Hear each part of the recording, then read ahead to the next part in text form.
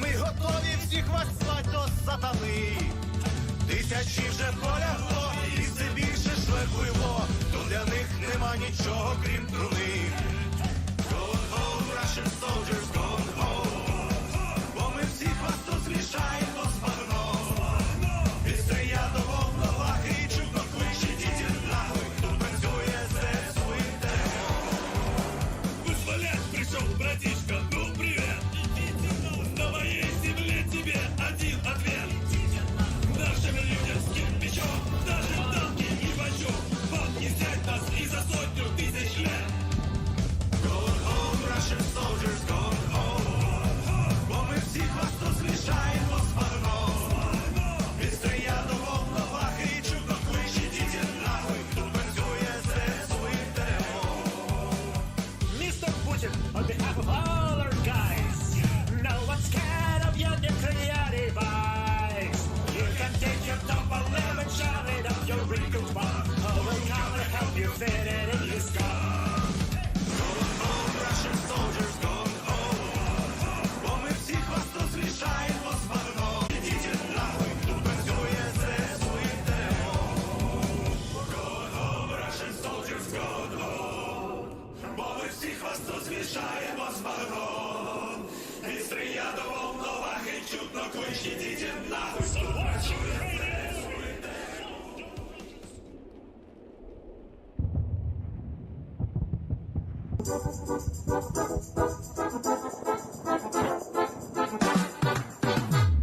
Прийшли окупанти до нас в Україну, форма новенька, воєнні машини, та трохи поплавився їх інвентар. Байрактар. Байрактар. Російські танкісти сховались в кущі, щоб лаптем посьорбати довбані щі, та трохи у чах перегрівся навар. Байрактар. Байрактар. Приперли зі сходу до нас барани для восстановлення великой страны. Найкращий пастух баранячих отар. Байрактар. Байрактар. Їх доводи всяке озброєння різне, потужні ракети, машини залізні, у нас на всі доводи є коментар. Байрактар. Байрактар. Вони захопити хотіли нас зразу, а ми зачаїли на орків образу з російських бандитів. Робить примар. Байрактар.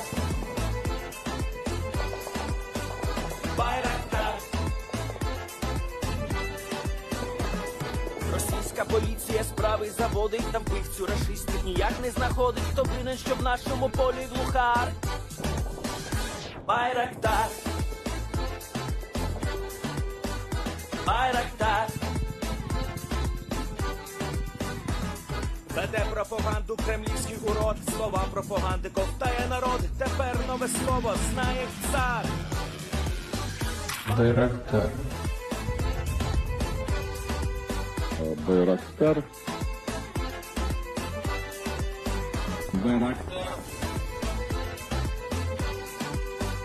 Байрактар. Байрактар.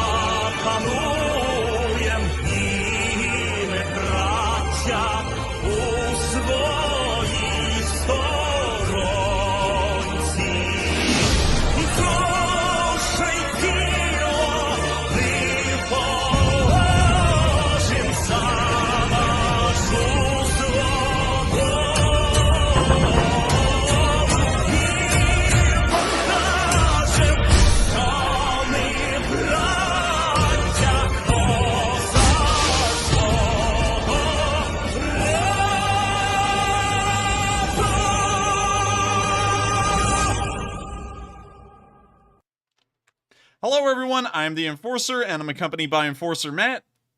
And good evening, everybody, and welcome back to day 130 of the news, and my favorite night of the week. It is fundraiser night. And of course, we are going to be covering the past 24 hours of the war in Ukraine, and it is Sunday fundraiser night. Now, I have seen a lot of people asking, what is the IRC? What does that stand for? Is that an illegal paramilitary organization operating terroristic activities in Northern Ireland and the rest of Ireland and the United Kingdom?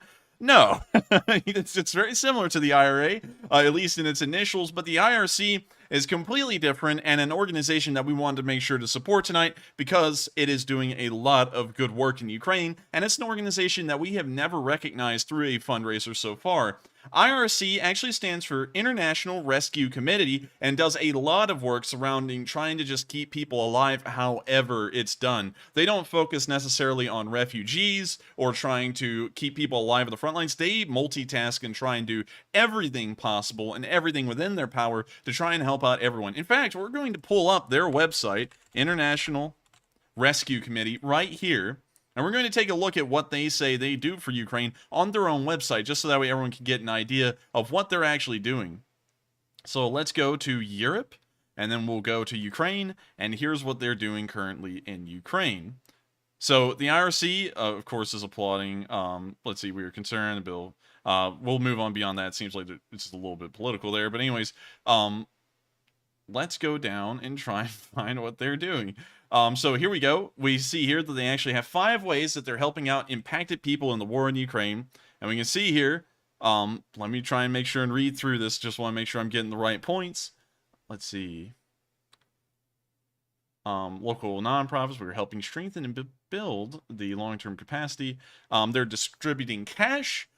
We can see right here that they go into great detail about how they're distributing cash, and that's something that a lot of nonprofits have been doing, and it's actually a very good thing to do, because instead of trying to figure out what they need, you just give them the money and then they figure out what they need and they buy it. So that's actually a pretty good process. Of course, like many organizations, they are supporting the children. They support the children that are both still inside of Ukraine as well as refugees. Moving on down, we can see that they're providing some psychological care, which is something that's really overlooked a lot, but is crucially important as well. A lot of people get PTSD from very traumatic events, much like soldiers. A lot of y'all may know veterans, or maybe veterans yourselves, and deal with PTSD. And psychological care is one of the most overlooked facets of assistance post-traumatic events. Usually everyone looks at the physical side of things, not the mental side of things.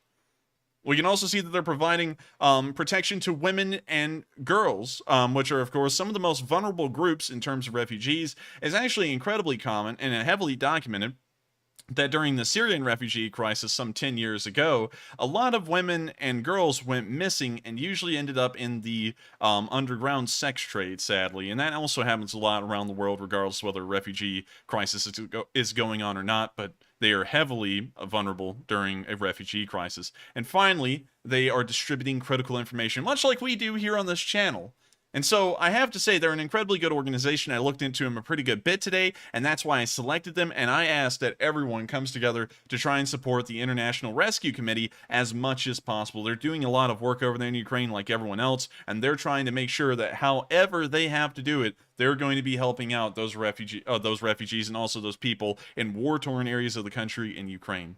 And so now that we've gone through the bit of an advertisement for the RC, and hopefully we're able to get to that $5,000 goal we have tonight, we're now going to move on to the news. And we have a very interesting piece tonight.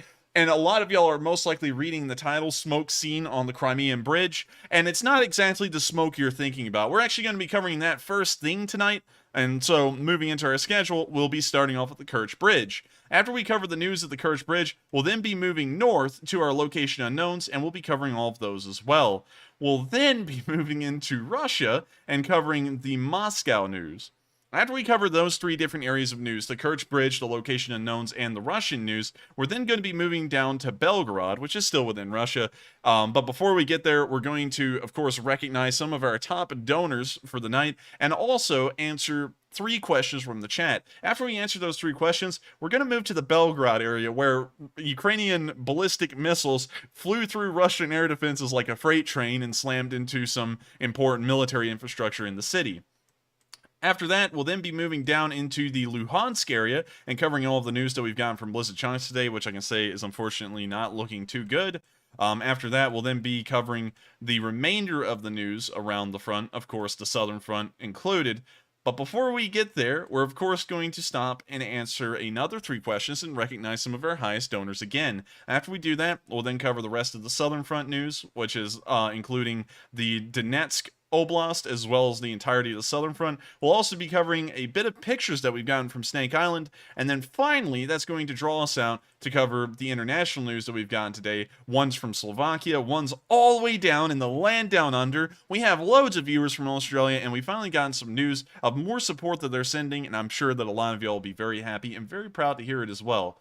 Finally, we'll be moving back to, let me make sure, okay, that wasn't anything in America. We'll be moving to Paris, where we've actually gotten a video that I've never seen before from the 24th of February, the first day of this war, of a phone call between Emmanuel Macron and President Zelensky, and it's crazy to hear them and what they were saying on day 1 of the war. And so we're going to be taking a look at that since the footage is brand new. And after that, we'll finally be circling all the way back to Kyiv to then listen to the speech of President Zelensky here on day 130, and that will round out our news segment for the night. If we have not reached the $5,000 goal by this point, we'll of course be sitting around and answering questions until we reach the goal. But beyond that, we'll of course answer as many questions as we possibly can, and then we'll round out the stream for the night.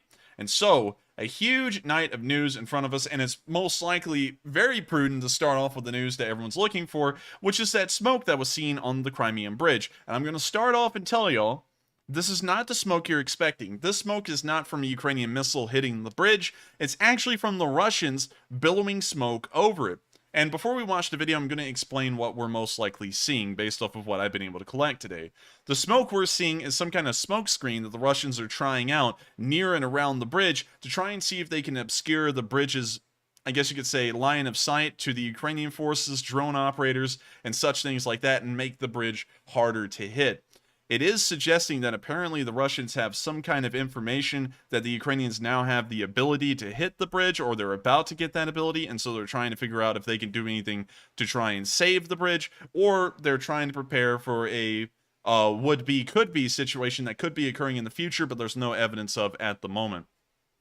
Regardless of why the smoke is being, you know, kind of like emitted over the bridge, it's still there today, and surprisingly enough, the attempt is to make sure that the Russians incur less losses and are able to win this war a little bit easier. But as we see today, the smoke that was billowing over the bridge was actually causing a whole load of car crashes. And you can see right here what almost became a pileup. And so I'm going to show you all this video, and it's honestly hilarious. So here you go. You see the smoke billowing over the bridge up here. The first car goes into the smoke. The second one can't see through the smoke, it's so thick, so they almost slam into the rear of that car, but then another car slams into them. And then another car slams into all of them. Now that last hit definitely gave them whiplash. But a hilarious video. It's very ironic. This bridge is supposed to be saving lives and making it possible for the Russians to cross the bridge, and in the process, they've made it practically impossible for normal Russians and Crimeans to be able to cross that bridge safely. You can see that 3 cars hit each other on that bridge within that one instant, and I'm sure that's not the only time that happened. I'm sure that was happening all throughout the day. We will be looking at what the Russians are doing around the Crimean bridge from now on, considering that they are laying out large smoke screens. You could only see one billow of smoke there in that video, but I did see some pictures today I wasn't able to include on stream that were showing multiple billows of smoke coming from the shorelines and around the base of the bridge, and it looks like they're trying to figure out a way to mask the bridge from sight as best as possible if they need to. So we'll of course be looking into that, but it's a bizarre phenomenon. But of course, hilarious to see the Russians driving the way you normally see them on dashcam, running into each other and causing all kinds of mayhem and violence.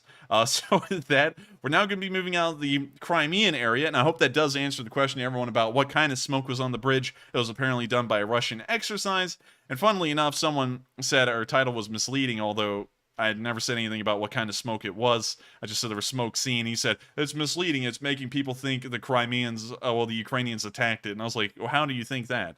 But anyways, moving on to the location unknowns. We can see in our first bit of location unknown news, the Ukrainians are actually using a French-made Milan on the Russians, and this is something we never heard about before.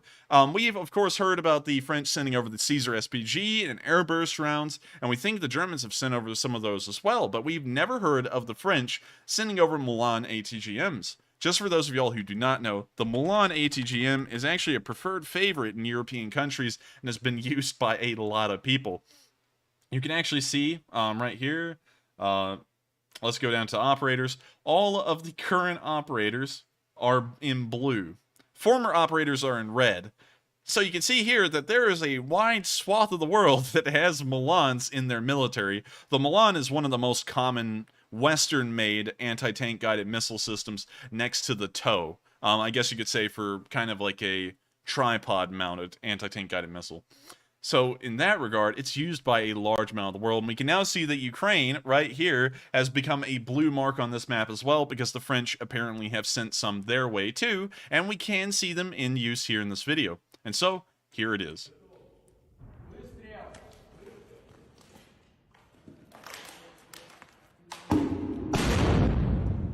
Живе Беларусь! We now see them firing it again. Слава Україні!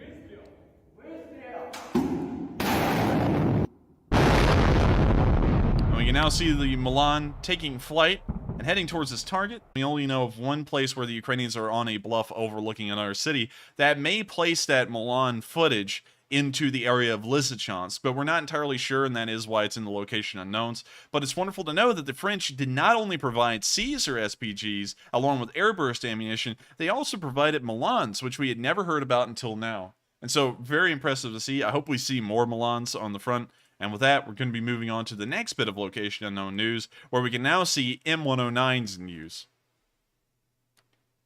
Now, someone actually said, because this was included in my short videos today, and for one of the few times recently I wandered through my comments section, which I realized was a mistake. There's a lot of nice people who comment in my comment section, but at the same time, there are people who come through there, and I don't even know where they come from. They're just saying the silliest stuff.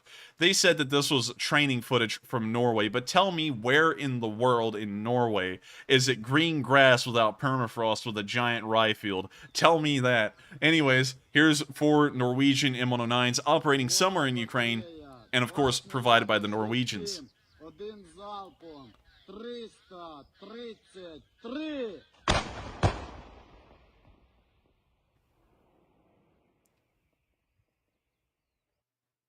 It's great to know that even some of the smaller countries like Norway are providing heavy artillery as well. The M109, of course, was a preferred favorite of many countries, including the United States, but they are starting to go out of style. But for the Norwegians, this is one of their best artillery systems, and so the Norwegians stepped up and gave the bang for the buck in a way and sent over some of their best artillery systems that they field in their military. And so, great job to the Norwegians who provided this equipment, and hopefully the Ukrainians are using it to the best extent possible, and they're hitting those Russian targets downrange, hopefully.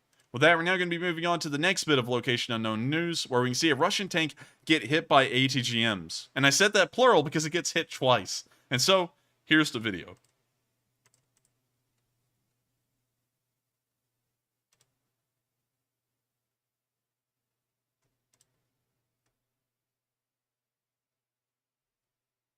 We can see the tank got hit right there. We'll go back real quick. See, boom, first ATGM hit. The tank is now looking to be on fire and smoldering. It looks like some of the hatches have opened. We can see smoke coming out of it. And so whatever it hit, it was able to make it into the crew compartment. It looks to be a T-72B3. Perhaps we can see some of the crew running away. And then it gets hit a second time, this time more towards the front, but we can see the hole that was made by the first ATGM shot burning right under the turret. An impressive shot, and I have to say, wonderful, I guess you could say marksmanship in terms of the ATGM crews of the Ukrainians, as they managed to hit right below the turret, which is one of the weakest spots on a T-72 that can be hit from the side. Great work, and of course, great to see the Russians on the run once more. With that, we're now going to be moving on to our next bit of Location Unknown news, where we can see the Ukrainian Books firing, and they fired everything. And I mean everything. I'm going to let y'all see this video, but there was about 4 Books in this video, and they were all firing at the same time. It's really impressive. Apparently, it occurred during the current war. I thought it may be a training exercise, but I looked into it the best I could, and apparently this happened today. So here's the video. Golly. Of course, it's got music, but it's about 4 missiles that are flying down towards a target at the same time. It looks like they're starting to take a really deep angle downwards. I don't know what they're firing at. It may be a helicopter. It may be a jet, considering that it is that low and everything's flying that low these days. It could be anything. But what an impressive display of firepower by the Ukrainian surface-to-air missile units. 4 missiles fired simultaneously is something to see. And so, a rare clip in this war so far, and we haven't seen anything like this on either side until right now.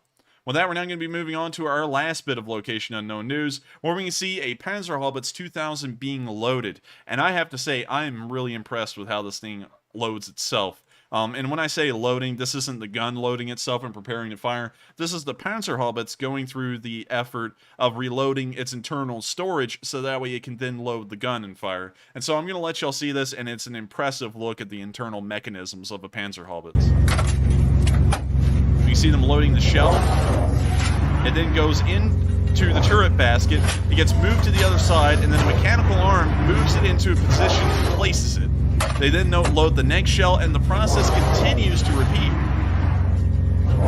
A decent amount of Russian tanks use loading systems similar to this, but it's crazy to think that a 155mm SPG like the Panzerhaubitze is also using a reloading system like this.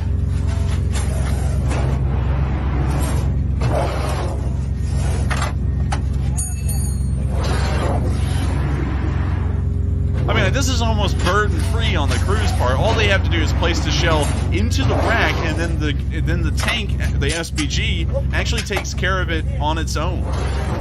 Really wild, if you ask me.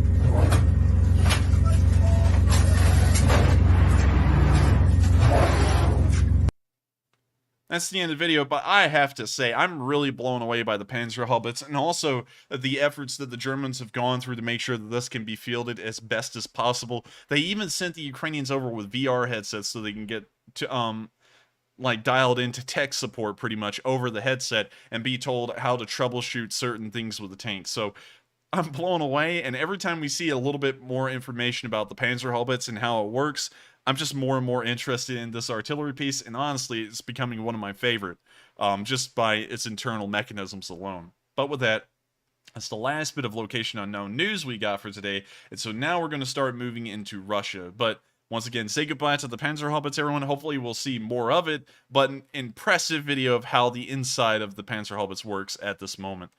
With that, we're now finally going to be moving into Russia and to the city of Moscow. Everyone knows Moscow is where Putin is right now, and it looks like, you know, I guess I'm trying to figure out how to say this in the most polite way.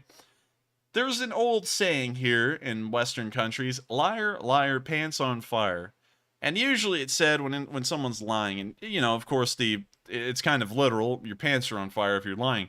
And we can see here in this video, apparently a Moscow high-rise caught on fire today in Moscow, and maybe it's because Putin's lying a little bit too much. But let's take a look at this video, and you can see that the fire appears to be somewhat considerable. Smoke is billowing out of what appears to be the roof or some of the top floors of the building. And we don't know if the Russians were able to get this fire under control. They most likely were able to, but at this moment you can tell that the fire is burning a pretty decent chunk of the upper floors, or at least the roof.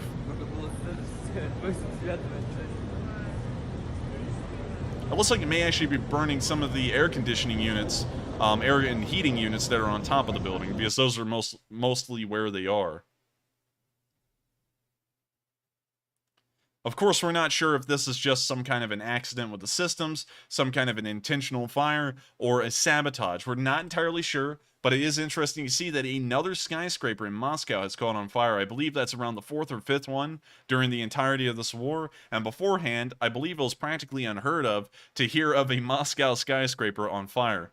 With that, we're now going to be moving on to our second bit of news, where we can actually see some charts of Russian oil exports, and it kind of brings us into the international world a little bit and takes us out of the scope of the Ukraine and Russian war and kind of takes us into what this means for the rest of the world. And so if we take a look at this graph real quick, we can actually see that oil exports by the Russians to other countries has changed immensely. So if I click on this, we can actually get this enlarged a little bit, hardly, but you can see here that this is color-coded by group. The green field here on February 22nd is what the U.S. was exporting. Well, the Russians were exporting to America. The yellow field is what the Europeans were getting imported from Russia. The red is what the Chinese were getting. This kind of like bluish gray area was Turkey, and then the dark gray area is the rest of the world. And you can see that after February 24th, a lot of countries did some drastic changes. For the first and most important part, the United States cut off its oil imports of Russian crude oil completely. We don't even see them on the graph in May and June. But we do see a brand new dark blue field pop up on the map that wasn't there before this war, and that country is India. India is starting to import a massive amount of Russian oil, and the reason why is because it's incredibly cheap. We can also see that the Chinese have ramped up to an unbelievable degree the amount of oil imports they are getting from the Russians as well. And so we can see that as the world has kind of changed over the course of this war, it's no longer the first world, like we can see here with the EU and the US, that is making up almost half, if not more than half, of Russian oil exports. Now it's somewhat of third world countries and developing countries like the Chinese that have now stepped in and started to buy massive amounts of Russian oil because it's at discount prices.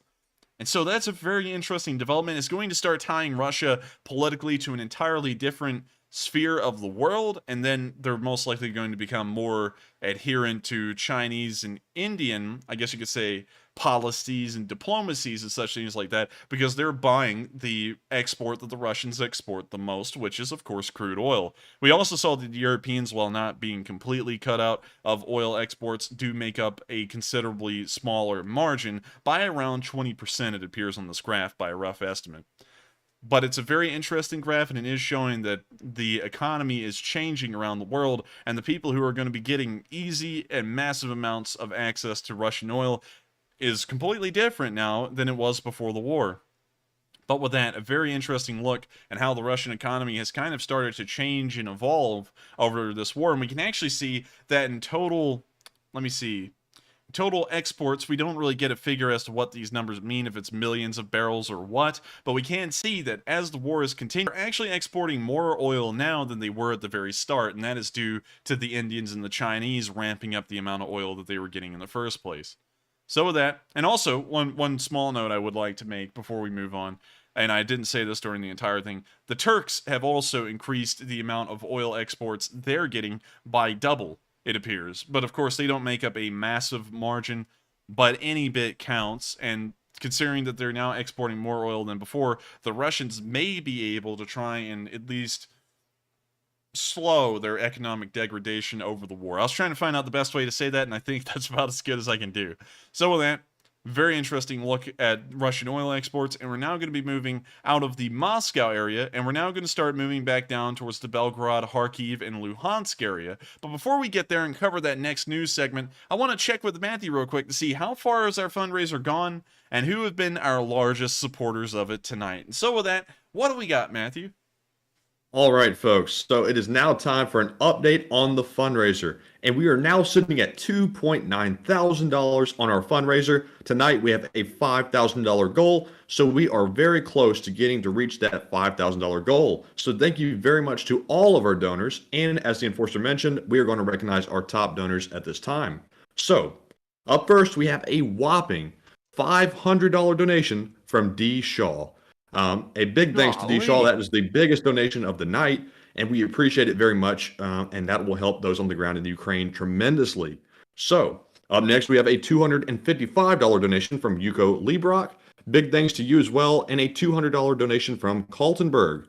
So, huge thanks to both of you as well. Those are tremendously large donations, and we appreciate your generosity. So, moving on, we have a couple of $100 donations. We have one from James Reyes. We have one from X. PFC Wintergreen 2, and then we have one from Patrick Dubill. So thank you for those as well. And then we have several $50 donations. We have one from Douglas Newman, Cal Vincent, Sharon Tukolsky, I'm Your Huckleberry, Redwood Beard, Tell Med, then Scott Nagel, Larissa Hook, Teresa Andrioli, Rustin Rott, Kristen Adams, and that is all of our top donors for the moment. So it looks like we are still at $2.9 thousand, but I have confidence that we will definitely reach that 5,000 figure before the stream is over. And I'm definitely certain that we will. And what a night it's been so far. We've nearly gotten to, I believe it would be around 60% of our fundraiser goal already just 40 minutes into the stream. And so great job, everyone. I hope we can keep it up. And also, just in case if it's a little bit of solace to everyone, I, of course, put in my $100 into the fundraiser tonight. And so if y'all want to match me, $100 is the lucky number. And also, I would like to give a huge thanks to everyone who has donated so far. It can never be stated the amount of support that a small donation, multiple small donations can do to the war in Ukraine. The nonprofit organizations that are over there right now, like the American Red Cross, IRC, the International Rescue Committee, Doctors Without Borders, they cannot continue to function without the public support. And so these kinds of support campaigns and these kinds of fundraisers that we do on Sunday are actually helping people to survive this war. And so I thank you all so much once again. And it looks like we just reached $3,000. Thank you so much, everyone, once again, and hopefully we can reach $5,000 by the end of the night. And please help me to do that, because it means a lot to everyone here in the Lee Spring Army that we're able to come through and pull through on these goals every single time. And so with that, we're now going to be moving on to answer 3 questions from the chat, and also thank you, everyone, once again for supporting this fundraiser. And after we answer those 3 questions, we'll then be moving on to the Belgorod and Kharkiv area, and also Luhansk. And so with that, what do we got, Matthew?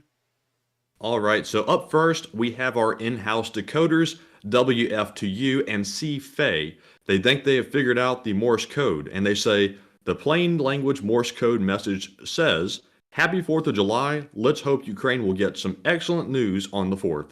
And that is absolutely correct. Ding, ding, ding, ding, ding. You're the winner. And that was actually the message. I didn't really have a big one I wanted to make tonight, because it will be changing, of course, after the 4th of July. So congratulations on decoding that. And we will have a new Morse code message on the 5th of July, just a day after the 4th. And so with that, congratulations to both of y'all for decoding that. And with that, we're now going to move on into the question segment. And so with that, what do we got?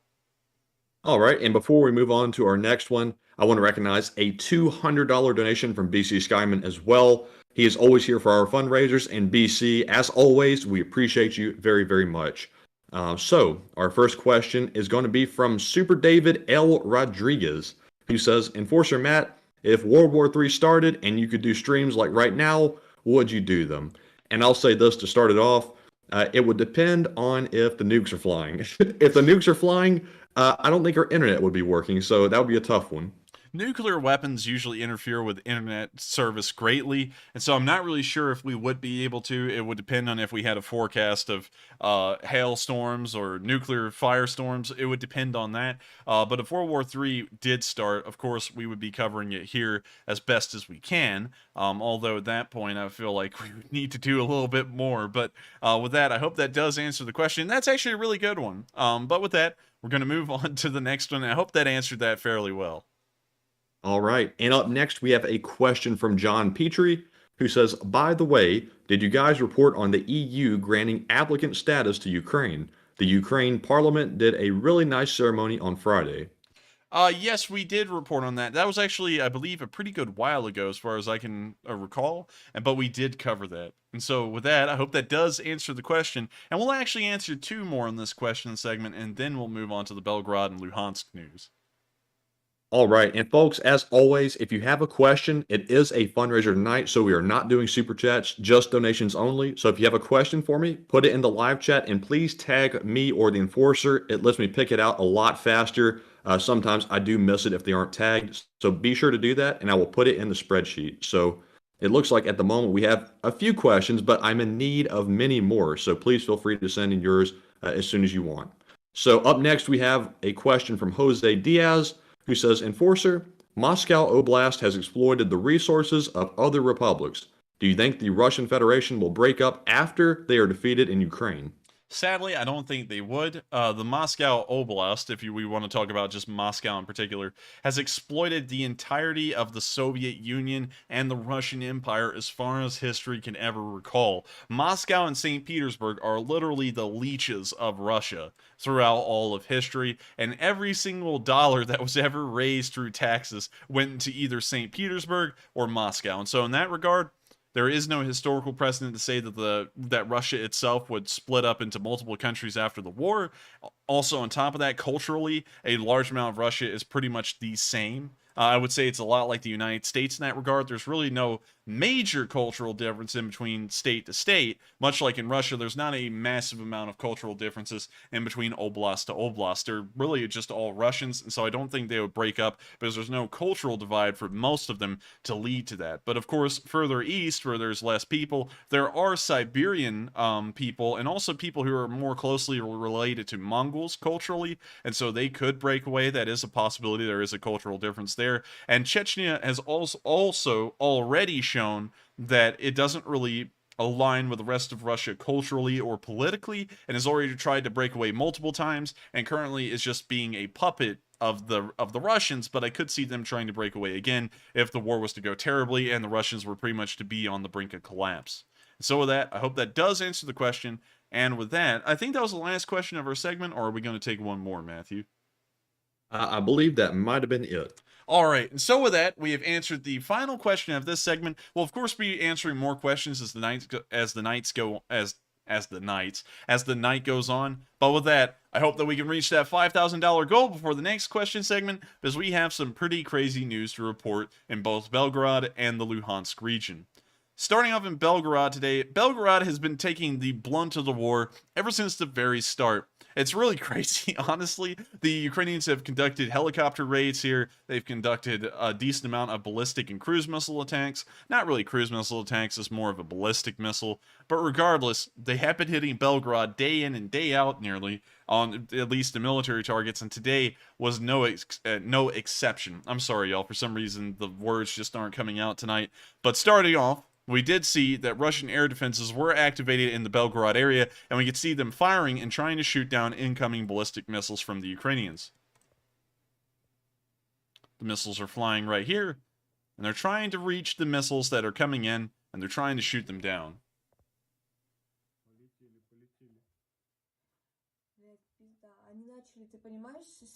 Опа, бахнуло.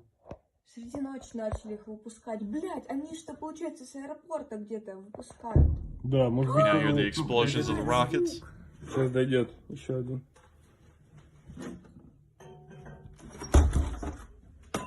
Ой, Стаканчик. сейчас убираю. Ебать. блядь. Ну это ПВО. Это 100% ПВО.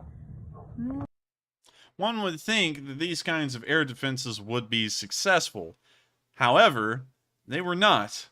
Apparently, one of the Ukrainian ballistic missiles, the only one we could confirm on film, barreled through the Russian air defenses like a freight train and managed to explode on its target. So I'm going to let y'all see this video, and when you see one final attempt to shoot the missile down, the last air defense missile explodes mid-air, and the ballistic missile just powers straight through it and straight into a target, blowing up on the ground. Here's the video.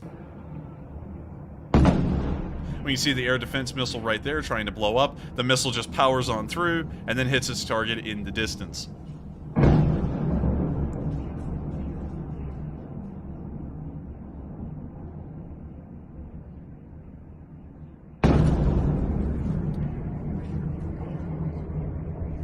Now, we know that it did hit military infrastructure, but we're not sure what it hit exactly. The only explanation we've gotten so far is that it was something related to the military. Moving on to our next video, we actually got a second perspective of that very same ballistic missile hitting the ground, and this one was much closer. And so here's the video of that. Let's try and get that up here on screen, and here we go. And this one was a little bit more loud and fiery, so of course, volume warning, this one may be loud. See the explosion right over there.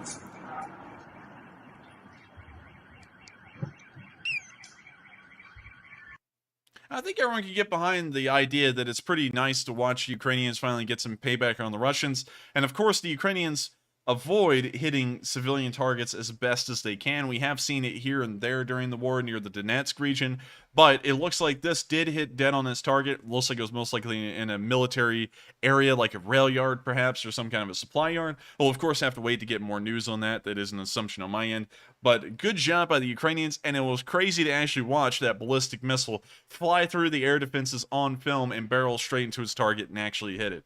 So an impressive feat by the Ukrainians once more, and it looks like the city of Belgorod and the citizens of Belgorod have once again got the short end of the stick and have seen that Russian air defenses and Russian invincibility is not true. They've been seeing that for a large amount of the war so far, and I believe that still persists. In fact, if I remember correctly, I may have heard that those ballistic missiles actually hit the Belgorod airport, but I can't really confirm that because I think I just saw that at a glancing look, and so it wasn't anything that I just like harped on and read on. So that may have been its target, but we'll still have to wait for more news. With that, we're now going to move into the Kharkiv salient, where we've heard absolutely no news today. As far as we know, the Kharkiv salient has fallen silent once more, and it appears that both sides are kind of subsiding into a static position. We'll of course be waiting for more news. We might get news here and there of something occurring, but it seems that actions on both sides have completely stalled. Moving on down into the Chuhuv area, nothing to report as usual. Moving on through the Balaklia area has been largely quiet here as well.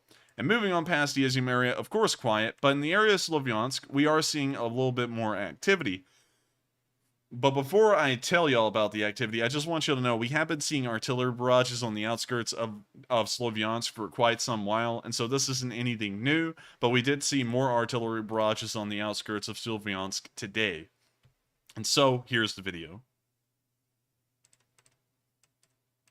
You can see the plumes of the artillery explosions occurring out there near what appears to be a ridge, which I believe may be the ridge that is right on the other side of the Zelensky Address river.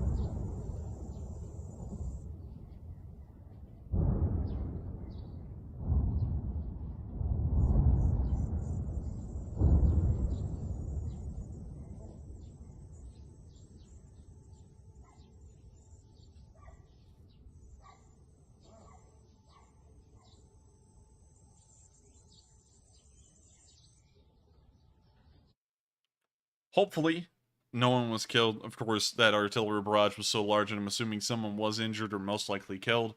But we do know that the Ukrainian defenses are holding north of the city, and as far as we've been able to tell, the Ukrainians still hold a fairly sizable defensive line on the eastern side of the Zelensky Address river and have not been pushed across yet. So that artillery barrage may be trying to hit Ukrainian forces behind the lines, but we'll just have to wait and see if they did manage to hit anything or if it was entirely civilian targets as per usual. Moving on towards the Lysychansk area, we did see somewhere behind the lines today a HIMARS firing in Ukraine, and it fired 12 rockets. well, rockets, missiles. I kind of find those words interchangeable, but here's the video.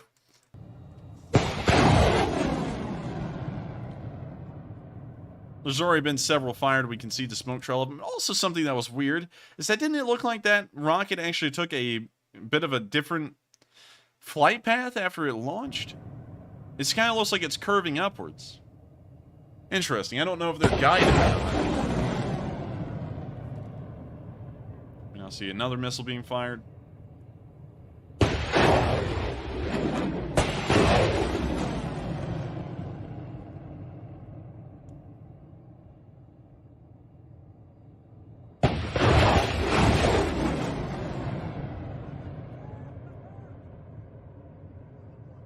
Yeah, they're definitely kind of like adjusting their flight as they fly, so I don't know if... I feel like MLRS rockets would never be guided, but just based off of how they're flying, are they?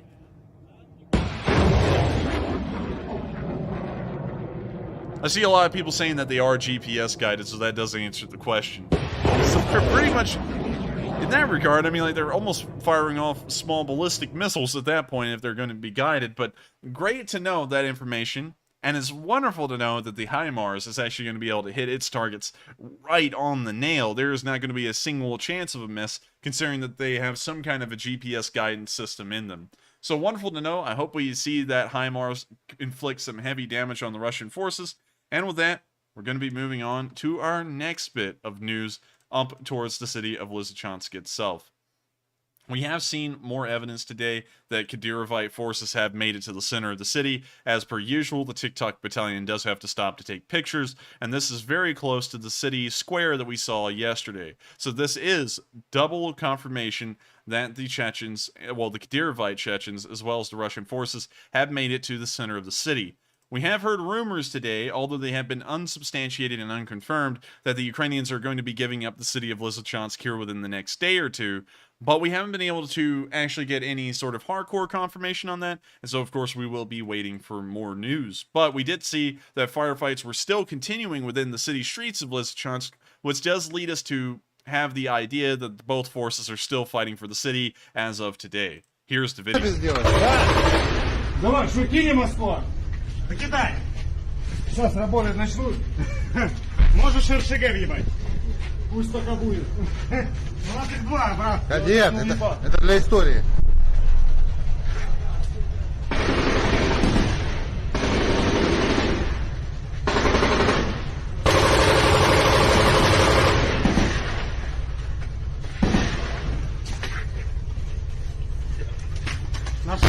Now picked up the RPG.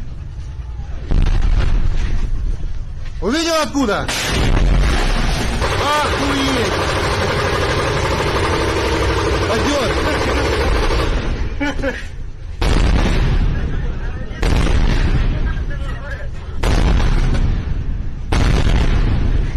Выбор мирному. Отрабатывайте минометом, так в угол. Тушить! Снимай, снимай.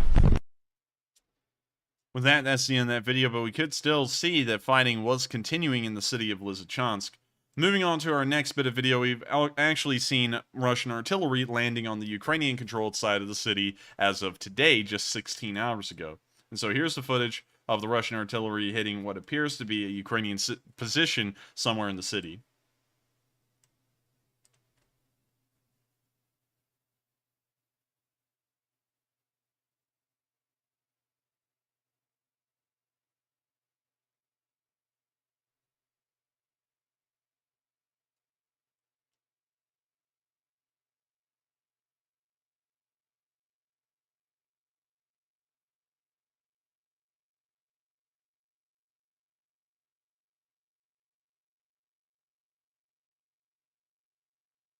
Very unfortunate to see, but the Ukrainians are trying to ensure that the Russians will lose a decent amount of forces and equipment per every bit of ground they take. So, of course, we will still be waiting, and we'll still be looking at more evidence and more footage to see if the Ukrainian withdrawal from Lysychansk is actually occurring. Now, one thing I did see is that President Zelensky did address in his speech today that Ukrainian forces were withdrawing from the city of Lysychansk, but he didn't say that they had entirely withdrawn, and as far as the evidence we're getting, the Ukrainians couldn't have packed up ship and left within the time that that firefight footage came out just around 10 hours ago to now. Retreats are somewhat slow. You don't just pack up in a car and start driving full speed away. So we'll be waiting to see how long it takes them to withdraw from Lysychansk. But by and large, if I was to have to lean in any direction, I do believe that they are going to withdraw from the city and set up new defensive lines elsewhere. Moving across the river to the sister city of Severodonetsk, we have seen that the Russians have not been so kind to the city of Severodonetsk, and it appears that massive damage was inflicted in the prior battle. Here's the video.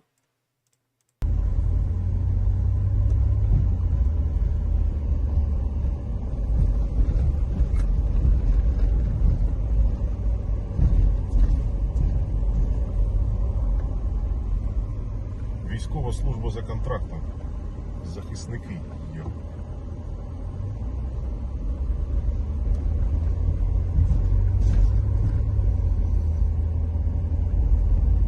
Не повезло.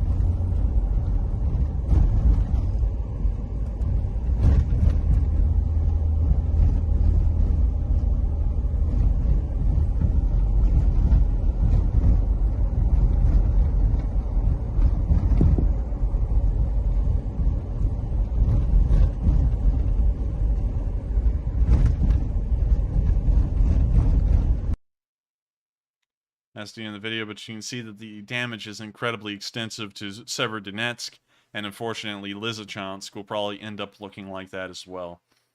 It's just a very unfortunate thing to see. And also, I would like to cover before we move on further down the front, a lot of people are saying that it has been confirmed that the Ukrainians have withdrawn from Lysychansk, but once again, just want everyone to know that this channel does not work off of just word of mouth. We have to work off of video and picture evidence so that way we can have as much validity as possible to the news that we are covering. And so we don't have any video or picture evidence that the Russians have completely pushed through the entire city of Lysychansk as of now, and we also don't have enough news or information to show that the front line has moved beyond Lysychansk. And so in that regard, we don't have any idea if the Russians have actually taken the rest of the city or not. And once again, I don't go off of trust me bro as a news source. I always go off of video or picture evidence. So with that, we're now going to be moving further down the line towards the area of Vovcha-Yurivka, where we've also seen a Russian tank being destroyed in what appears to be a pincer move that is trying to move south of the city, perhaps. And so here's the video of that Russian tank burning. It appears to be a T-80BV, and it's roasting quite nicely. It appears that there's something else burning in front of it as well.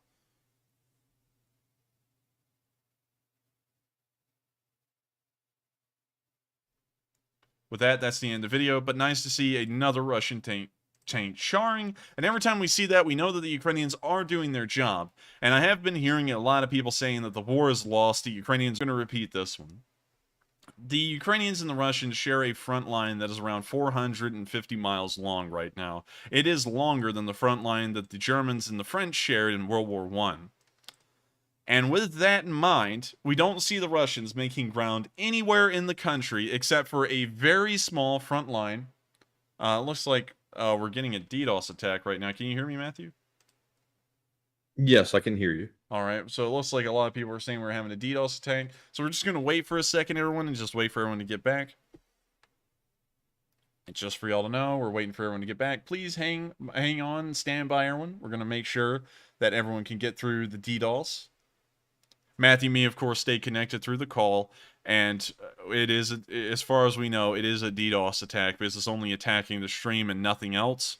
And if it was a network, and I'm going to explain this, and if we, at this point, I'm not going to go through that, but the DDoS attacks are happening on the stream because our network at home stays perfectly fine.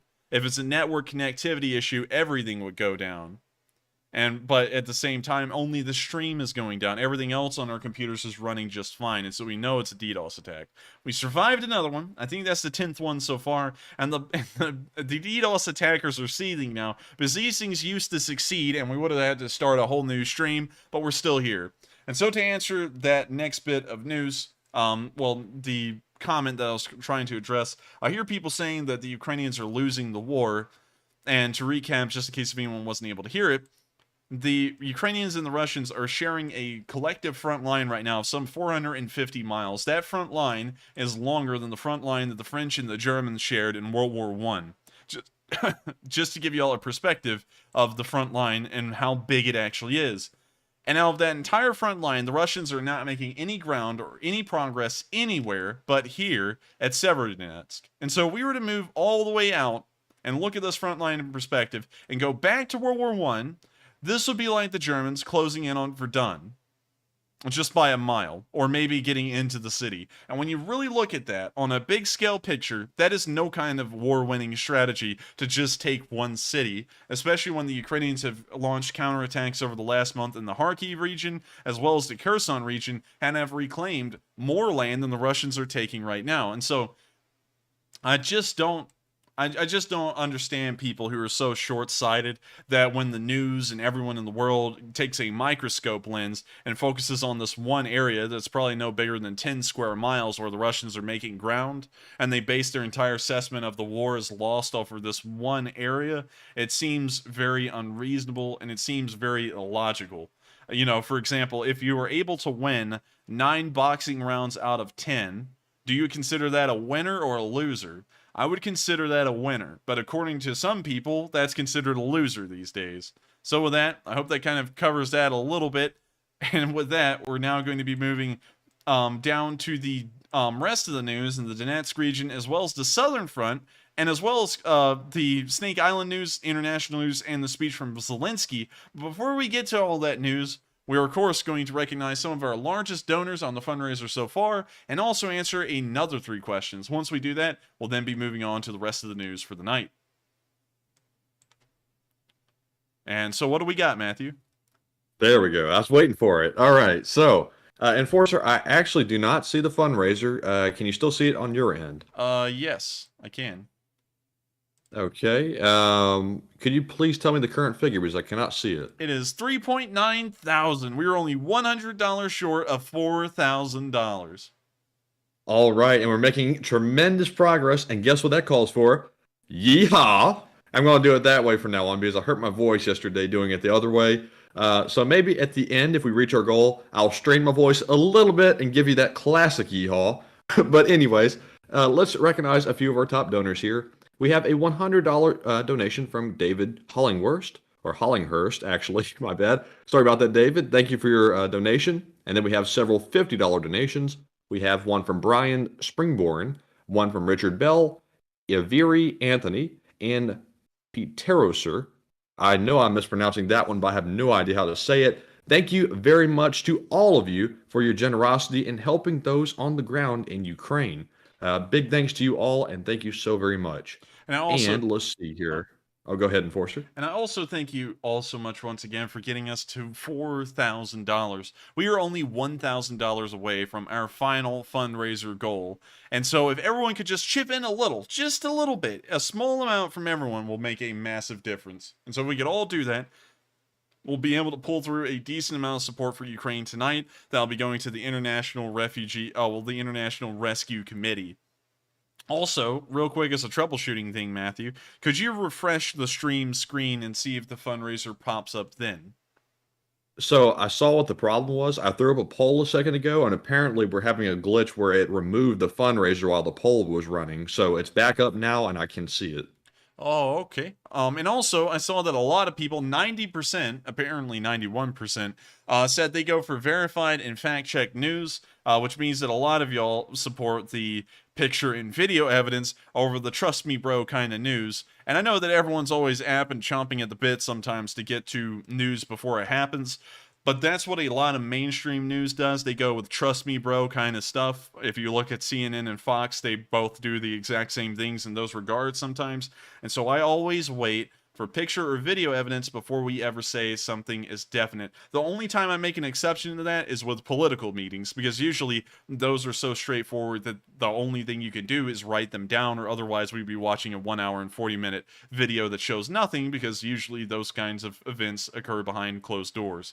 So with that, we're now going to be moving on to answer 3 questions from the chat, and then we'll finally be moving on to cover the remainder of the news for the night. And so with that, what do we got, Matthew? All right, so first up, we have a question from Nick Stram, who says, Enforcer, how do you and Enforcer Matt feel when you get to witness the community you have brought together in support of Ukraine? And I will say, Nick, I feel absolutely tremendous that everybody comes together here on our stream every single Sunday and joins forces to help fund those in Ukraine because they are going through absolutely tremendously bad situation over there. And I'm glad that everybody has the generosity and to just come in and support Ukraine. It's absolutely tremendous to see it.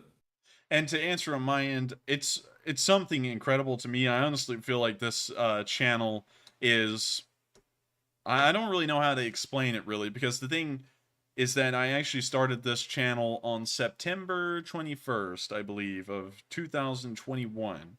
And so I sat here for months on end and was trying to grow this channel as a current events channel first, then a gaming channel, and then when this war started, I returned back to being a current events channel. And I've been here and watched this channel grow subscriber by subscriber, day in and day out. And it's crazy to me to finally see it all keep on accumulating and never stops growing. Like today, I think we've already gotten 400 or 500 new subscribers just as of right now. And that's crazy to me to think that we have so much momentum that 500 people, which if you visualize like physically, that's a massive number of people, just keep on joining us. And then also we have a very dedicated following of Lee Spring Army soldiers that always hop onto our streams and watch them, and then they come through on the Sunday night fundraisers and they support those too. And it's just crazy to me to see this all coming to fruition. I never thought I would be the person to do this, but somehow I just was at the right place at the right time, I guess, and now I'm the one doing it. And so to answer the question, I just can never believe that this is what I do now, and this is how well it's gone. We've pretty much raised a third of $1 million in support of Ukraine. So with that, I hope that does answer the question, and with that, we are on to the next one. All right, and before we move on to the next one, I want to recognize a $100 donation from Malachite. Wait a minute. Oh. Looks like we may have been throttled there for a second. On my end, it doesn't look like it's been throttled too bad, but a lot of people are talking about we've apparently been DDoSed a second time. So we'll sit here and wait for a second. Hopefully we'll have this thing back up and running. And everyone's saying we're back now. And so with that, on to the next one. All right, and before we move on, I'm not sure if everybody could hear me or not, but I want to recognize a $100 donation from Malachite. And we are now up to $4.3 thousand on the fundraiser. So we are getting awfully close to reaching that goal that we have set tonight. And thank you all very much for considering and donating. So let me get back to where I was in the spreadsheet real quick. Next up, we have a question from James Reyes, who says, Enforcer, is there any equipment you feel that the West has that it doesn't currently use anymore that could be sent over and turn the tide of the Russian offensive? I've been here since day 7, and I love you guys. Thank you so much for your support and also for being a veteran of the Lee Spring Army. And to answer that question, there is a bit of equipment that we aren't using anymore and we ought to be sending over.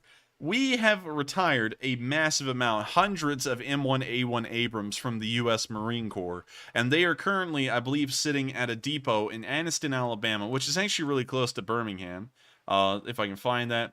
Well, actually, that's an Army depot, I believe, so I don't think they would be here. And you can actually see this depot. It's right here on the map. We'll actually pull up Anniston, Alabama, and I'll show you what that looks like on the satellite picture, because it's really cool, actually. I think it's kind of worth showing. So let me see if we can get satellite view here, and then we go over here, and this is the Anniston Army Depot. You can see here all of the massive storage buildings that they pretty much have all over the compound, and also you have all these little bunkers out here that store ammunition and all kinds of fun stuff. Over here, I think this is where they keep the tanks, some of them at least, and it looks like, oh man, we can see some M1 Abrams here. You can see a few of them. But I believe these are a different kind of vehicle. They look like them. And we can see more Abrams here. But the Anniston Army Depot is where a large amount of the Army's M1A2s and, well, really just M1A2 Abrams end up. I don't know where the Marines put theirs, and I don't know where they put the retired ones, but I would 100% guarantee you that those would be a tide-turning tank in this war. And while tanks may be getting somewhat dated, you can never underestimate and never understate the value of quality Western equipment like an M1A1. So I think if we sent those over, there's a decent amount we could because we're not using hundreds of them. I think that would definitely help out the Ukrainians to try and turn the tide of the war. And we have a large ammunition storage to also account for those tanks to be sent over and also be used. And so with that, I hope that does answer the question, and we are on to the next one. All right, and up next we have a question from Bernard Ackle, who says, "What are recent opinions and/or moods of Russia citizens these days? I haven't heard any news inside Russia for quite a while, and I hope protests against the war are being publicly displayed more frequently. Slava Ukraine." Sadly, I don't think there's any public protests that are happening anymore. It appears that most kind of like anti-Russian actions are occurring behind closed doors, behind the scenes, that kind of stuff, sabotage attacks. We don't really see open protest and open distaste to the Russian government anymore, as most people have been put in prison or persecuted at this point for doing that. So sadly, I don't think I would have anything to add in that direction. But also in the other part of that comment or the question, we do know that there's a decent amount of Russians who support this war 100% when we see them on film. There's also a decent amount who do not support it, but those are a very silent group in Russia because, you know, of course, making that too public could wind you up in jail. So sadly, there's no way to weigh in on what they're really thinking by and large because you can't really ever get an honest assessment because of the Russian government interfering with that. But hopefully there's a large amount of Russians there who do not support the war, although we certainly know there's a group that does support the war. And so with that, I hope that does answer the question, and we are on to the last question of this segment. All right, and real quick, I just want to mention we are only $300 away from reaching our goal. And real quick, let me give a shout out to Bill Johns for throwing in a $100. Holy cow! Paul Fitzgerald puts in a $1,776 donation, and that wraps up the goal. We are now at $6,500 on the fundraiser. Absolutely tremendous, and thank you very much to all of you. And real quick, Enforcer, before you jump in, let me give a shout out to Sharon Alaminsky, who puts in a $50 donation, and James Reyes, who puts in a $50 donation as well. And we just reached the goal. Let's go. That's really impressive. And also 1776 is a wonderful number. Tomorrow is Independence Day. And I thank you so much for recognizing that through your massive donation. And also, you are the sole reason right now that we've surpassed the goal. And so thank you so much, Paul, and everyone else who supported the fundraiser to get us to the point where Paul could slam it down and overpass the goal by $1,500. But we have now reached the goal, and I heavily suggest that you do support the fundraiser if you like. It's still open to be supported, but at the same time, if you're feeling a little bit stretched in the purse, do not worry. We, of course, don't have to reach the goal anymore. We've well gone beyond it thanks to Paul. So just sit back and enjoy the stream. And also, I'll be doing something a little bit different tonight at the end. I have done quizzes for the past week, and I'm going to be honest with y'all, I've about quizzed myself out, and so I'm actually going to be popping onto Ostriv at the end of the stream when we're in the question segment, and then popping in between the map and Ostriv, so that way we have something a little bit different to look at. So with that, we're now going to answer the last question of the segment after Paul Fitzgerald's massive donation, and then we'll be moving on to the remainder of the news. And real quick, before I move on to the last one, I promised it earlier, and guess what? We've reached that fundraiser goal. We are sitting at $6,600. I have no idea if you could hear that yeehaw, but if you did, that hurt my voice just a tad, but it was totally worth it. Big thanks to everybody who has donated, and seriously, tremendous work. That $6,600 is going to go to help those on the ground in Ukraine, and there's no better place to put that money than Ukraine right now because they definitely need it. So, moving on to our last question of the segment, we have one from Andrew, who says, have you and the enforcers seen the amount of equipment just sitting outside on the Red River Army Depot? There's tanks and kinds of equipment over 15,000 acres. Check Google Earth. It's absolutely nuts. Red River Army Depot. Let's pull up the Red River Army Depot. Looks like we found the Red River Army Depot. Now let's click the layers. Now let's look at this. Oh, golly. Wow, this is a pretty big one. Where is this? This is in the northeast of Texas. Impressive place. Golly, wow, this is bigger than Anniston for sure. Look, they even have like little, well, I don't know if these, oh no, these are buildings. Don't know what these would be used for. I was about to say, look, proving grounds, but these are certainly not proving grounds. These are being used for something else. Or maybe my eyes deceive me. but I can't really tell you for certain. Apparently, this is Expansion Industries. I wonder what they do, considering they're on an army arsenal. But let's see, I'm trying to find the tanks laying out in the open. I know they're here somewhere, and we will spend some time to look for them. Oh, look, there's a Baptist church here. But keep on moving. Keep on trying to look for the tanks. I feel like they'd probably be here at this depot. Alright, so these look like LAVs. Some of them may be Bradleys. Can't really tell. Where are the tanks, though? There's some trailers. That appears to be some MRAPs of a sort. And we've got the... Wow, there's just like... Yeah, MRAPs, more of the modern style MRAPs. I forgot what they're called. But there's some kind of an MRAP kind of vehicle. Where are the tanks? It's like nothing but armored cars out here. They're not up here. Where are they? Ah, here we are. Apparently it extends over here as well. This is part of the compound. And now, there's more of them. There's Humvees. There's trailers. Where in the world are the tanks? I know they should be here. Maybe over here. Nope, those are storage containers. I'm about to be driven crazy. We're going to find the tanks. Bradleys? We got Bradleys. We don't have tanks. If you're talking about Abrams, I think we're about to be sorely disappointed here because I don't see any of them. But we've seen every other kind of vehicle that the Army can field. There's got to be a place where these tanks are kept, right? Might be missing it. Let's look over here. Oh my god, it's more MRAPs and more Bradleys. I mean, like, seriously, you can't have an Army arsenal without tanks somewhere. Here's some trucks. Oh, man, okay, here's more Bradleys. We got more Bradleys. More Bradleys. What appears to be Humvees. Golly, they're nowhere. Wait a minute, it does extend on. Hang on, it does keep going.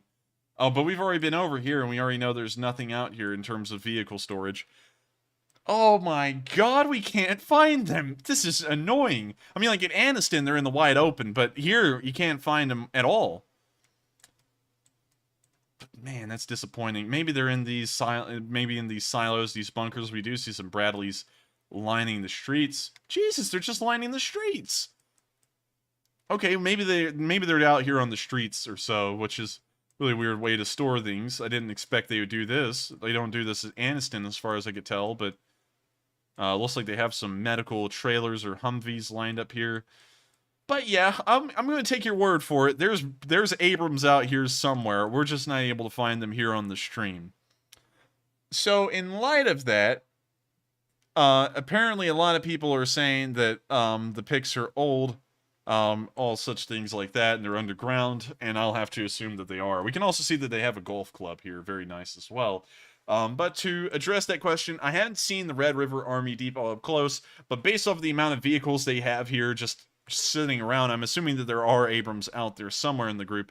We just haven't been able to find them here on stream. So with that, we're going to move on to the, I believe, last question of this segment, and then we're going to move on to the rest of the news for the night. And so with that, on to the next one. Hello?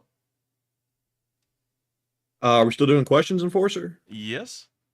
Huh, okay. I thought we had gotten off the question segment, but anyways, up next, we have a question from Delta Aviation 23, who says, any idea why France is pulling out of storage 55 M270 rocket launchers?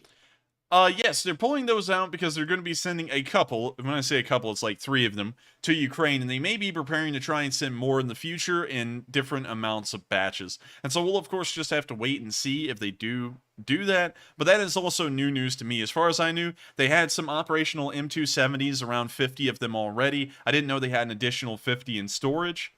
So we'll just have to see how those actually turn out, but that's what I'm assuming so far. So with that, I hope that does answer the question, and we've now rounded out this question segment, and we're going to move on into the Donetsk region, the Southern Front, the rest of the news around the world, and the speech from President Zelensky. And so moving on into Donetsk, today we saw another ammo depot go up in flames.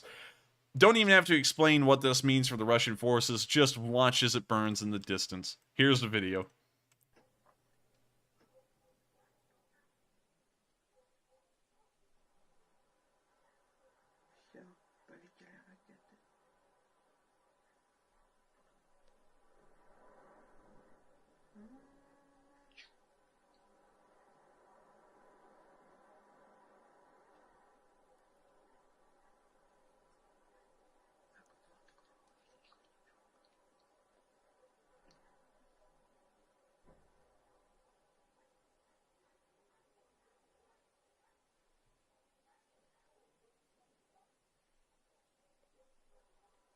See a nice little fire out there in the distance.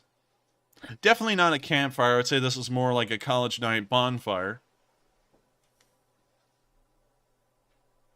And it's getting a little steamy up there. Looks like they're having a 4th of July fireworks show for the books. They're not even American.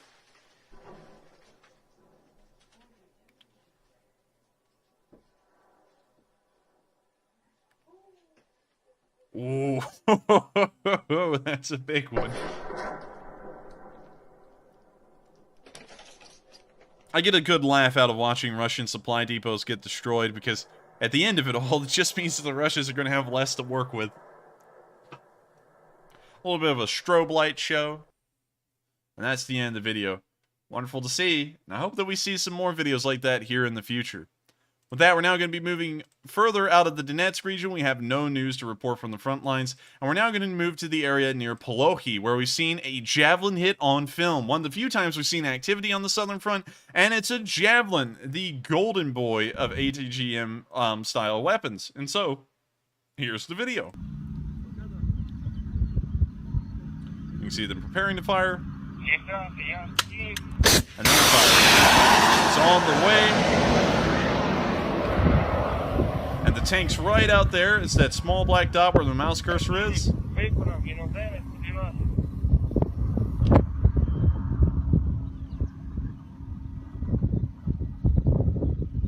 Correction, I was wrong. It's actually the other small black dot right here. Boom goes the dynamite. And they took out the tank. Great job for the Ukrainians, and I hope we see a little bit more action here on the southern front, and I think we may be here soon, because we've seen something that shows that the Ukrainians may be doing something down here. Moving on to the next bit of news, we saw the Ukrainians knock out a command post on the front lines with artillery. Here's that video as well. We can see them highlighting the command post that the Russians have there, and it gets hit dead on by an artillery shell, wiping the thing out, and the commanders that were most likely inside.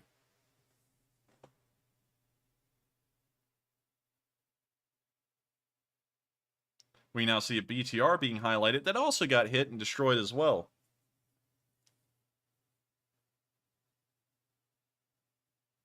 No, a tank that's being hit too.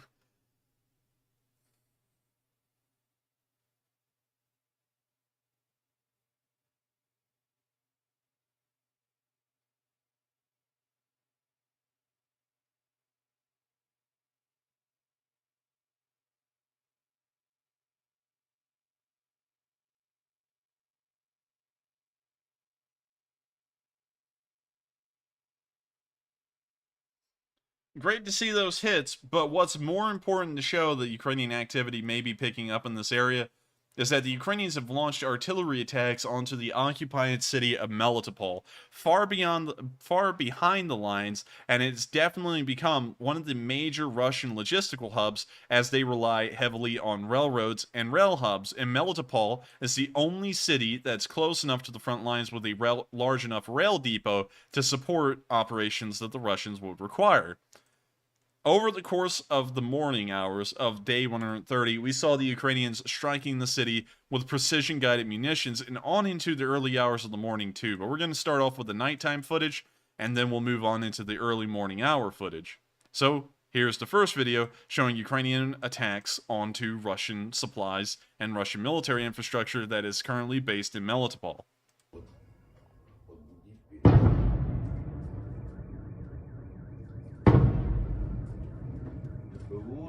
Охереть. Охуеть, гля. Сейчас громко будет. Отойди от окна, сам же мне. Серый горит. Глянь, горит все. Еще вон. Это по нам хуярят.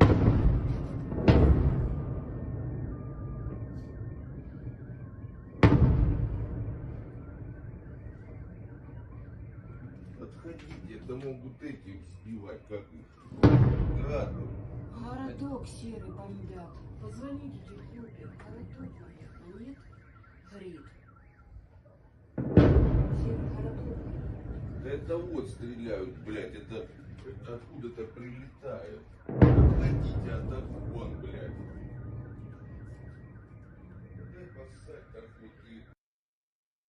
Moving on into our next video, we saw this kind of precision strikes occurred into the early hours of the morning, still hitting Russian targets within the city. You can actually see some of the explosions here on the right side of the screen.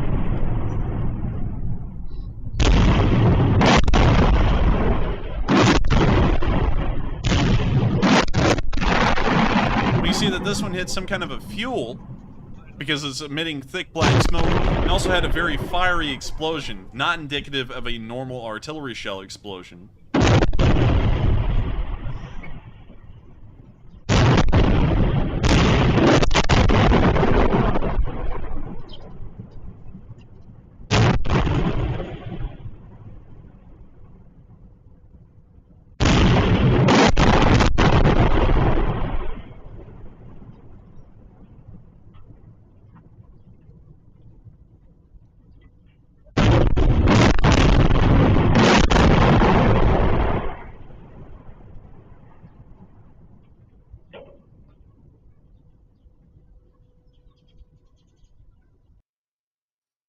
It's impressive to see, and it's suggesting that the Ukrainians are preparing to commit actions in the southern front that will most likely occur in them gaining more ground. There would be no reason for the Ukrainians to waste resources on Melitopol if that was not the case, but there is an alternative solution that may be equally viable.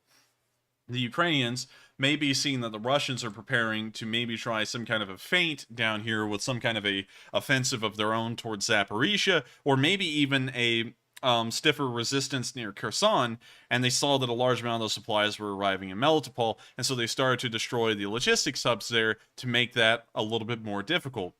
Regardless, the explosions definitely showed that the Ukrainians were striking Russian targets in the city, and with that, we're now going to move over to the Kherson area, where we've seen more news showing that the Ukrainians are still trying to push the counterattacks, although we haven't seen them make any ground over around the past week. Starting off with our first video, we have seen more Russians being hit in the finger. And so here's that video. It's a very short one. We see two Russians here. It looks like they were playing in a sandpit, and now they become one with a sandpit.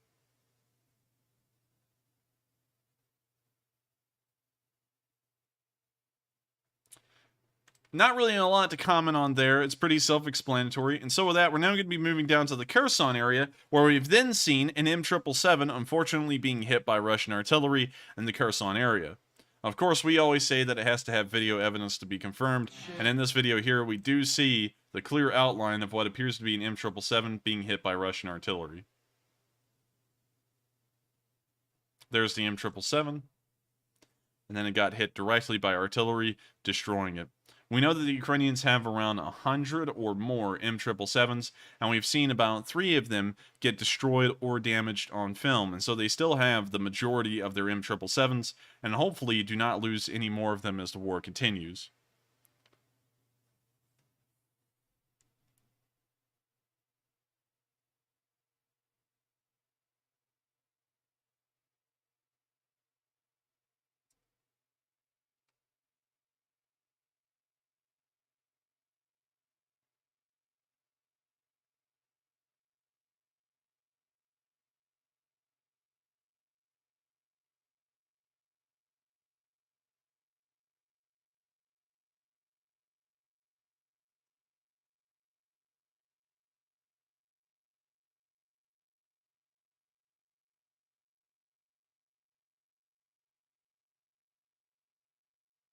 We can see there a repeat of the video, and that's the end of it.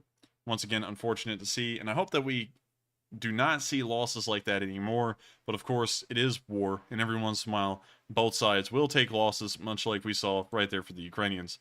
As far as we know, the Ukrainians are still pushing counterattacks here in the area of Kherson, but we haven't heard of them taking a large amount of ground, and so we will be waiting to see more news. But while we haven't heard a lot of news about the Ukrainians taking more ground here, we have seen the Ukrainians inflicting massive losses there. And when I mean there, I mean Snake Island. Here we can see some photos of Snake Island during the Russian retreat taken from a helicopter. And the pictures are pretty shocking, to say the least. We can see large amounts of Russian equipment strewn all over the island, and all equally destroyed. Massive craters now pot the land that makes up the island. And moving on to the next picture, when you see an Mi-17 coming in and trying to pick up Russians that may still be left. We also see that some kind of a large white blade, I'm not really sure what that was for or what it came from, has fallen into the sea. Moving on to our third picture, we can then see that all of the buildings on the island have also been destroyed. It looks like all of them are missing their roofs and the windows have been blown out. And it looks like the Russians were living through hell on Earth, and they eventually decided that it wasn't worth it. This final picture actually shows the Russian helicopters flying over the sea and most likely back to Crimea, and you can actually see some of the oil rigs out in the distance that were dotting the area around the island. So a very impressive set of pictures, and it shows that it was no lie. The Ukrainians were inflicting massive losses and giving that island hell ever since the Russians occupied it, and I would have to say that the curse of Snake Island definitely paid off in the Ukrainians' favor. With that, we're now going to be moving beyond the Snake Island news and also all of the news from inside Ukraine, and we're now going to be moving to the international news, which we have a decent amount of today, only about 2 bits, but still pretty decent when putting it into perspective. Starting off, in the land down under, we see that in Canberra today, they approved another $100 million in support. Of course, this just takes you to the news article that confirms it, but another $100 million in support from Australia is huge, especially considering the size of the Australian economy. And so hopefully that can be put to good use in helping out Ukraine. And we also heard that they're going to be sending over new Bushmasters and a whole bunch of other neat little goodies and treats, which we can actually read off right here on this news segment. Bushmasters, APCs, which may be M113s, and drones as well. And so a decent amount of support. I hope we see more Australian equipment on the front lines. And with that, we're now going to be moving back to Europe and to Slovakia, where we saw some video evidence today that the Slovakians have packed up some Mi-17s onto some trucks, and they're sending those over the border into Ukraine. Let me get on the Twitter video here. And we can see them being carted down the road and into Ukraine for a new lease of life and hopefully to be used effectively.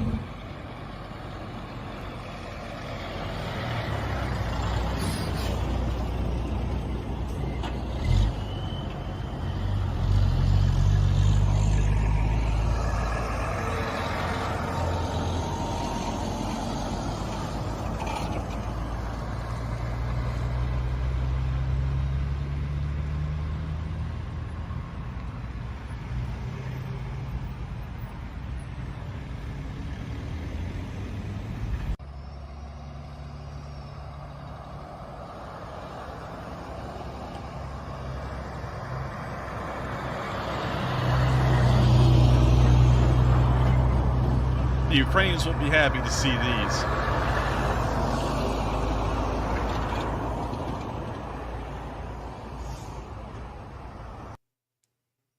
That's the end of the video, but of course you see that more support is coming in for Ukraine and from one of their nearby neighbors, Slovakia.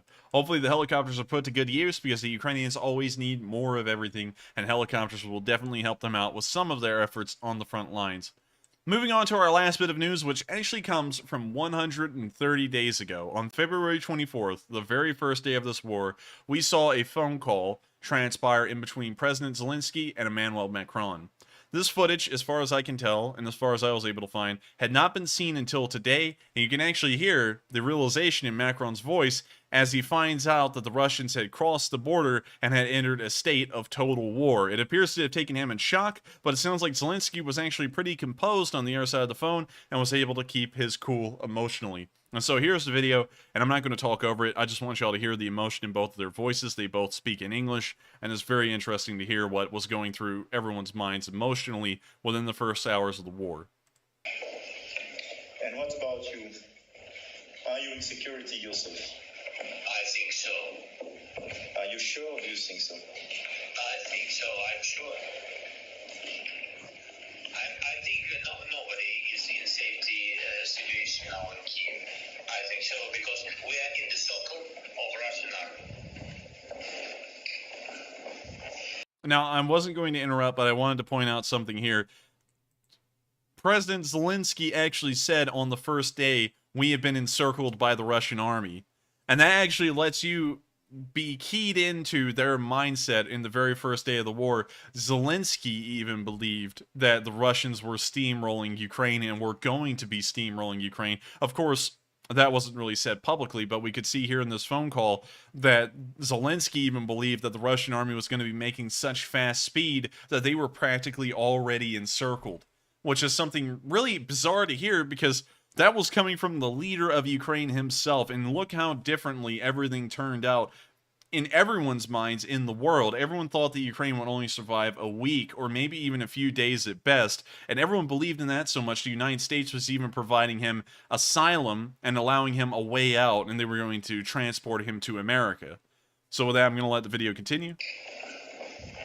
So which means that they sent special forces everywhere in Kiev. Everywhere. In Kiev, in Odessa, and from Belarus.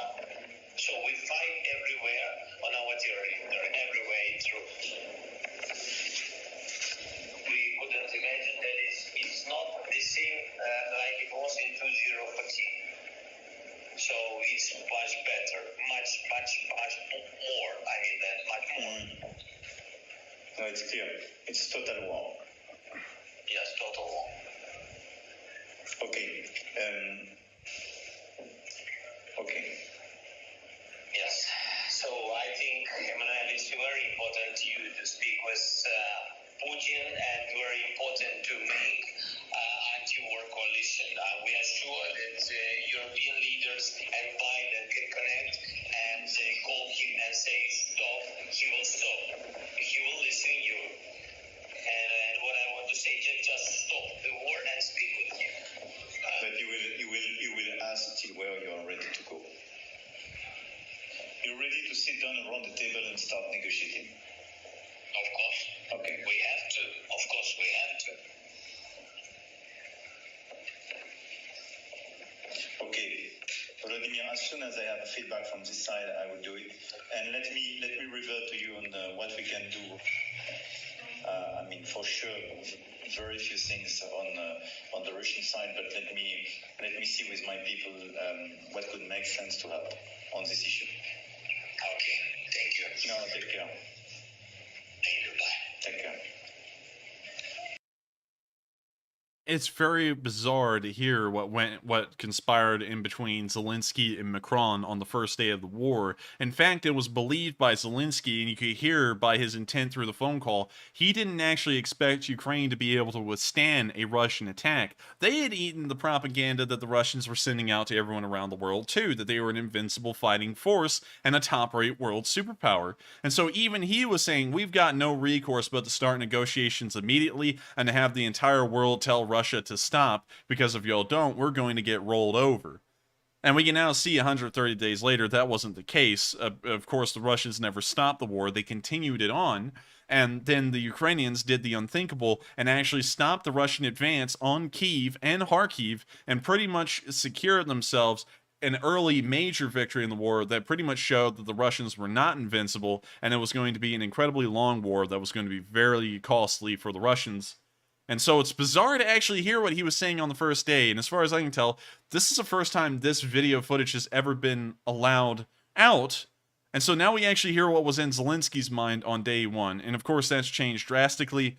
And it's just bizarre to see the evolution of how it went in the first days and everyone's mindsets to now. And so with that, I just had to show y'all that video. Although it was 130 days old, came out today, and that was the craziest insight on the first day of the war I'd ever seen, at least on the administrative and governmental level across, France and Ukraine. And so with that, we're going to be circling all the way back from France to Ukraine, several hundred miles away. Well, actually, I believe, let me get out a ruler. I want to be technical with that real quick. Paris to Kyiv is a 1,300-mile trip. And so 1,300 miles away from Paris, back in Kyiv, Zelensky, of course, gave his day 130 address to the country of Ukraine. And so, without further ado, here's the speech from President Volodymyr Zelensky in high definition tonight, which may be a great thing for a lot of y'all because everyone likes to get a higher definition video. And so, here's the speech from President Zelensky. Українці, сьогодні в нашій державі відзначаються два важливих професійних свята День військово-морських сил України і День зенітних ракетних військ. Я щиро від... One second, everyone. It appears that our stream just got throttled. It looks like we're recovering. I'm sorry about that. We're going to give this a second and let this thing start back up again. Sorry about that. But we'll just restart the speech from the beginning, just in case if anyone missed it. So we're just going to wait for everyone to get back in here. The bots hate it when Zelensky's about to talk. That's the time they always attack. They really do. It seems like they're attacking us at two identical times now. They always attack us during Zelensky's speech, and now it seems like they try and attack us during the 10-minute countdown as well. So it looks like we're back up, it appears, and a lot of people are saying we are back, and so now we're going to resume the speech from Zelensky from the very start. Українці, українки, усі наші захисники, наші захисниці. Сьогодні в нашій державі відзначаються два важливих професійних свята – День військово-морських сил України і День зенітних ракетних військ. Я щиро вітаю усіх захисників і захисниць України, які служать у цих військах. Вітаю усіх ветеранів флоту, усіх ветеранів-зенітників. Завдяки вашій службі і вашій хоробрості врятовані тисячі життів наших людей. Російські окупанти понесли дуже значні втрати і на морі, і в небі. Таких втрат у них не було протягом багатьох десятиліть. Ще раз дякую за службу. Головне завдання держави – зробити все, щоб у наших героїв, у наших воїнів з усіх родів військ було все необхідне для захисту держави, щоб була найсучасніша зброя. Це непросто, це вартує багатьох зусиль, це потребує численних переговорів, але ми забезпечимо таке постачання. Україна вийде на рівень, коли буде знівельована вогнева перевага окупантів. Ми не втрачаємо жодного дня, переконуємо наших партнерів, налагоджуємо нові зв'язки, використовуємо всі можливості – політичні, дипломатичні, інформаційні. Сьогодні російська армія вкотре жорстоко обстріляла Слов'янськ, Краматорськ, Харків з реактивної артилерії, системи «Смерч». Тільки в Слов'янську у списку загиблих вже 6 людей, близько 20 поранені. Загинула дівчинка, звали її Єва. У серпні цього року їй би виповнилося 10 років. Росія має достатньо смерчів, ураганів, градів, щоб знищувати в Україні місто за містом. Вони зібрали на Донбасі зараз найбільшу свою вогневу потугу. І вони можуть використовувати десятки тисяч артилерійських снарядів щодобово на одній ділянці фронту. Це реальність. Тому ми знищуємо потенціал окупантів день за днем. Прораховано, потужно. І, звичайно, отримані нами системи «Хаймарс» та інша зброя від партнерів грають при цьому важливу роль. Не меншу роль грає і те, що ми бережемо життя наших воїнів, наших людей. Стіни ми відбудуємо, землю відвоюємо, а людей треба берегти понад усе. І якщо командування нашої армії і забирає людей з певних точок фронту, де ворог має найбільшу вогневу перевагу, зокрема це стосується і Лисичанську, це означає тільки одне, що ми повернемось завдяки нашій тактиці, завдяки нарощуванню постачання сучасної зброї. Україна нічого не віддає, а коли хтось там в Москві щось доповідає про Луганську область, хай вони згадають свої доповіді та обіцянки перед 24 лютого, в перші дні цього вторгнення, навесні і зараз. Хай вони реально оцінять, що вони мають за цей час і скільки вони за це заплатили. Бо теперішні їхні доповіді так само підуть прахом, як і тодішні. Поступово ми рухаємось вперед і на Харківщині, і в Херсонській області, і на морі. Зміїний тому гарний приклад. Буде день, коли те ж саме скажемо і про Донбас. Сьогодні Київ відвідав прем'єр-міністр Австралії. Історичний момент. І це дуже важливий візит. Австралія – одна з топових держав, якщо оцінювати рівень її підтримки. Ми вже отримали від неї значну оборонну допомогу. Сьогодні пан прем'єр-міністр анонсував новий пакет підтримки. Вдячний йому за це. Також Австралія посилить санкції проти Росії. Це результат нашої постійної активності, яка збільшує вартість для Росії цієї війни. Російська економіка опинилась в найбільшій кризі за останні 50 років. Світ відмовляється від зв'язків з Росією. Слова «обвал», «дефіцит» і «бідність» – це те, що буде описувати російське життя, поки ця держава хоче бути державою-терористом. Вони втратили більше 35 тисяч солдатів убитими. І це ще консервативна оцінка. І заради чого все це? Заради того, щоб божевільні пропагандисти показали десь в своїх ефірах російський або радянський прапор на руїнах. Іншої відповіді просто немає. Для всіх у світі, і я впевнений, для всіх недурних людей в самій же Росії, зрозуміло, що Україна переможе. Це лише питання часу. Це питання, на жаль, втрат, яких ми зазнаємо, передусім людей. Це питання сучасної зброї, яку ми маємо отримати і обов'язково отримаємо. Завтра конференція в Швейцарії, яка присвячена відбудові України. Сьогодні в Києві я зустрівся з президентом Міжнародного олімпійського комітету, і одна з його ініціатив – це скликання спеціальної конференції для збору коштів на відновлення української спортивної інфраструктури. Цих і багатьох інших міжнародних ініціатив просто не було би, якщо б світ сумнівався у нашій перемозі. Тому треба зосереджено працювати і надалі, боротись і бити окупантів, поки всю нашу країну не повернемо собі. Україна буде вільною. Я вдячний усім, хто захищає державу. Слава Україні! And with that is the end of the speech from President Zelensky here on day 130, and that rounds out our news segment for today as well. Thank you all so much for watching. Once again, this has been an incredible night. We've managed to raise $7.2 thousand for the International Rescue Committee, and I have to say that the collective efforts of the Lysychansk Army never fails to disappoint, and we not only managed to reach our goal, we have far exceeded it, almost by 50%. And so thank you all once again. And I gotta say, it's just impressive and unbelievable to think that we're always able to come together and do these wonderful things like this.